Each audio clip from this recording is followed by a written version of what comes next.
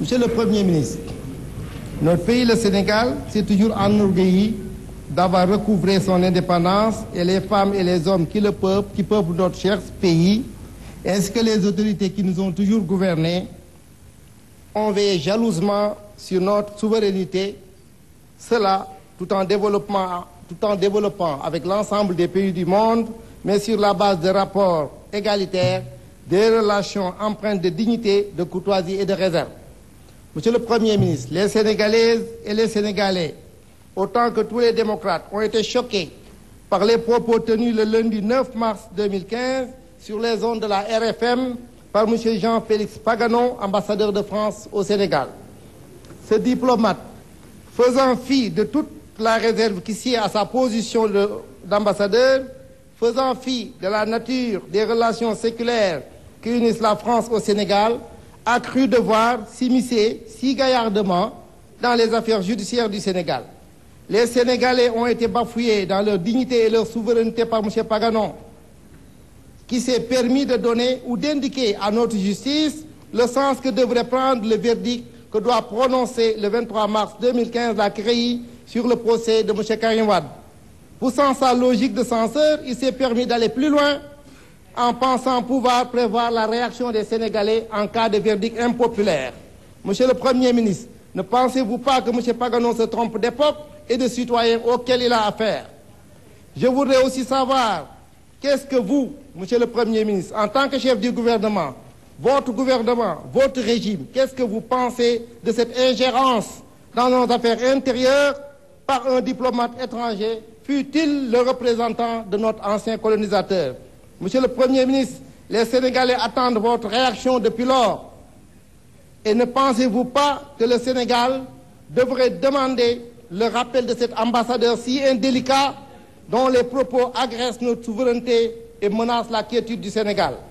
Monsieur le ministre, fan yi Sénégalais yépp dañoo am lu leen jaaxal ci wax bi nga xam ne si kàddu yi nga xam ne si dégg nañu monsieur Jean-Félix Paganon yëkkati ko ci rajo RFM muy wax ju nga xam ne si dafa nekk wax ju jàmburewul te ambassadeur dafa war a am jàmbur mu xuus dugg ci sunu mbiru justice ci Sénégal te loolu waru ko dem ba nga xam ne si mi ngi joxoñ ak a njort lan moo war a nekk verdict bi nga xam ne si ak verdict bi bu amee lan moo war a nekk Sénégal loolu jàpp nañ ni du wàllam te Sénégal yépp naqaru nañ ko ñu bëgg a xam nag boobu ba léegi tekkaaru gouvernement bi war na ngeen ci am réaction régime bu mu mën a doon loolu bu amee ci sa réew war nga mën a wax pour peu ci réew mu doon dañu rappeler bëgg nañu xam lan moo ci seen mbir te yaakaar nañu ne lu mel nii bu amee bu dul dara sax waroon ngeen ko woo laaj ko lu tax mu wax lii merci, je vous remercie. Je vous remercie, chers collègues. Monsieur le Premier ministre, vous avez la parole.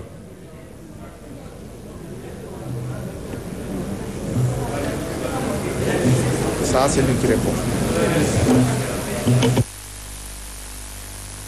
Monsieur le Président, honorable député Lamine Thiam, gouvernement bi kenn déggu leen woon bi mu amee un appel à l'ingérence ki fi nekkoon président de la République monsieur Abdoulaye Wade bi mu bindee France bind président États-Unis laaj ay juges français pour ñu ñëw juger fii ci réew mi dégguñu woon gouvernement bi donc tey dootu ñu déggit gouvernement bi ci mbir mi et je voudrais vraiment le dire très clairement sur le honorable député.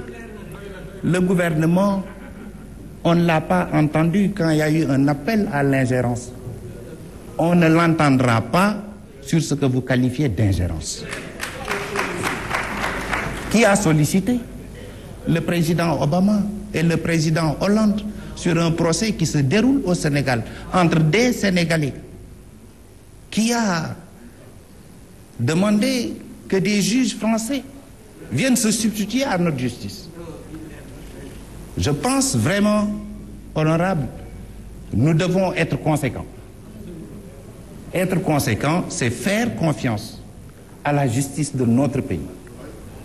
Aujourd'hui, il y a ces procès. Moi, sur le fond, vous ne m'entendrez jamais parler d'un procès. Je fais confiance à la justice sénégalaise. Si ceux qui sont aujourd'hui entre les mains, qui sont détenus, s'ils arrivent à prouver leur innocence, mais ils seront libérés, bien entendu, par la justice sénégalaise.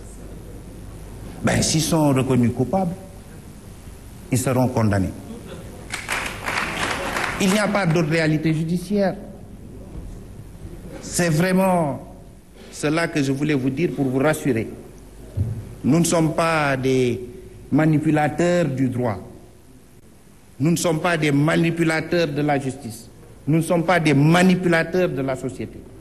Il y a une obligation de rendre compte qui s'appliquera demain à nous-mêmes. C'est pourquoi nous travaillons aujourd'hui pour servir et non nous servir. Je vous remercie. Je vous remercie, Monsieur le Premier ministre.